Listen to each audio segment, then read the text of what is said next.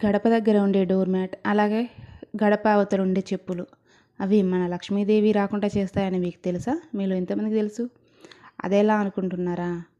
చాలామంది డోర్ మ్యాట్స్‌ని పిండక అలానే వాడేస్తూ ఉంటారండి 2, 3 నెలలైనా. అదొకటి. అలాగే చెప్పులండి.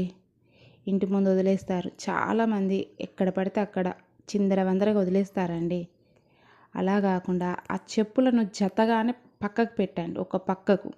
గల్మకి ఎదురుంగా ఎప్పుడు గాని చెప్పులు విడవద్దండి. అది లక్ష్మీదేవికి అస్సలు నచ్చదు.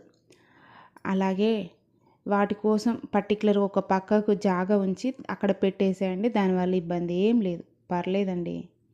ఆ చెప్పులేసుకొని ఇంట్లోకి మాత్రం రాకండి. బ్యాక్టీరియా అనేది మనం ఎక్కడెక్కడో తిరిగొస్తాం గదా! బయటున్న నెగెటివ్ ఎనర్జీ అనేది వచ్చేస్తదండి.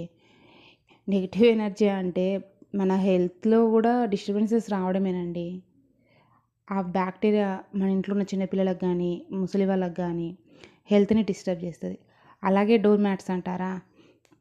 వీక్లీ వన్స్ కనీసం 10 రోజులకోసారైనా చక్కగా వేడి నీళ్ళలో వేసి నానబెట్టి పిండేయండి. వేడి నీళ్ళలో వేసి తీయడం వల్ల బ్యాక్టీరియా అనేది పోతది. అది ఎండలో మాత్రం ఎండేయండబ్బా! అలా చేయడం వల్ల సన్‌లైట్‌కి బ్యాక్టీరియా అనేది చచ్చిపోతది. ఇవి 2 చేయండబ్బా! ఫస్ట్ మన లక్ష్మీదేవి రావడానికి ఇవి 2 అశుభ్రంగా ఉంటే మనకే నచ్చదు. ఇక లక్ష్మీదేవికి ఎందుకు నచ్చుతదండి? అందుకే ఈ 2 టిప్స్ ఫాలో అవ్వండబ్బా! నేను మీ రేపల్లెలో రాధమ్మ. ఓకే. బాయ్.